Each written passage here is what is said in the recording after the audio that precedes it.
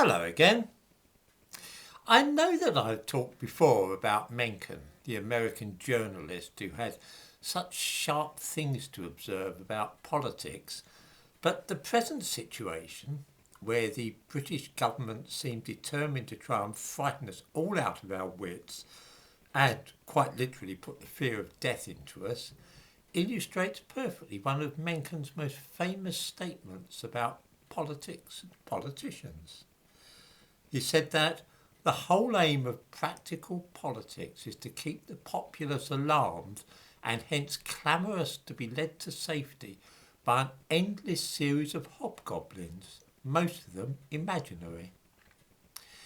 I need hardly, I suppose, explain what many of us see as being the latest of these imaginary hobgoblins. Although it has been a regrettable business for some old and ill people, the COVID crisis has come as a blessing from heaven to both Prime Minister Boris Johnson and also the leader of the opposition, the wretched Keir Starmer. Were it not for the events of the last 20 months or so, in which we have indeed been kept alarmed and clamorous of being led to safety, I rather think that people in Britain would by now be asking themselves a number of searching questions. The most important of these questions was already in the wind just before the COVID crisis erupted last spring. 3 or 4 months after the general election, which gave Boris Johnson a good majority in December 2019, many people were looking at each other in horror and asking, what on earth have we done? What could we have been thinking of electing this dreadful man to the highest office in the land? Had COVID not arrived just as many people were realising what a catastrophic error had been made, then I suspect that Boris Johnson would have had a very rough couple of years, as it dawned on people that having an amusing buffoon as Mayor of London might be one thing, but having this fool in number 10 Downing Street was something else again. Fortunately, though, for the Prime Minister, COVID arrived, and it was such a strange and unusual situation that everybody forgot about Johnson's shortcomings and hoped that he would be the man to rally the nation. He was not up to the job, though.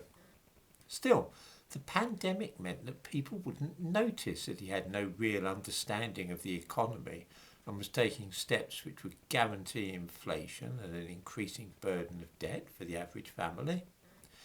By throwing money around on things like the furlough scheme, he effectively bribed people to like him, and he did make a few good speeches.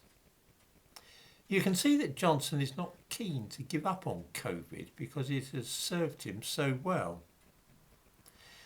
It has not only preoccupied people's minds so much that they haven't had time to take a breath and notice what a shambles the economy is in, or how their fuel bills are soaring because of the mad commitment to windmills and electric cars. By a stroke of good fortune too for the Prime Minister, there is no credible opposition. Nobody wants to see Keir Starmer taking over and running the country, because all the signs are that he is even worse than Boris Johnson.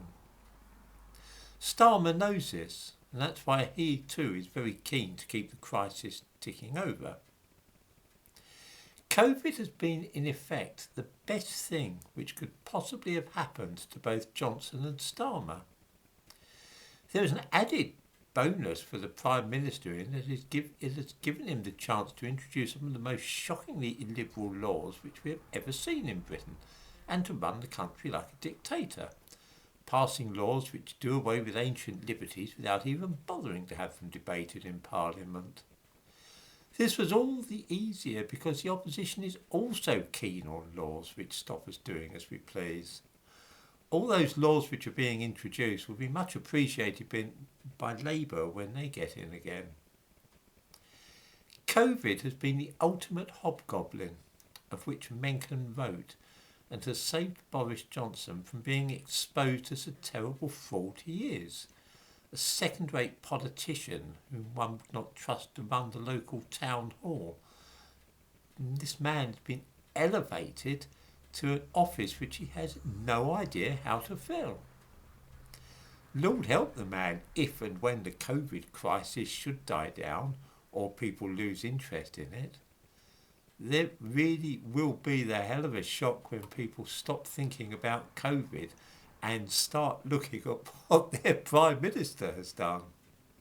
Still, with a little luck, there might be a world war or something by that time, or some other disaster which Johnson can play up to take people's minds off his dire performance. The thumbnail to this video, by the way, shows H.L. Mencken, a man who probably knew more about politicians than any writer of the 20th century.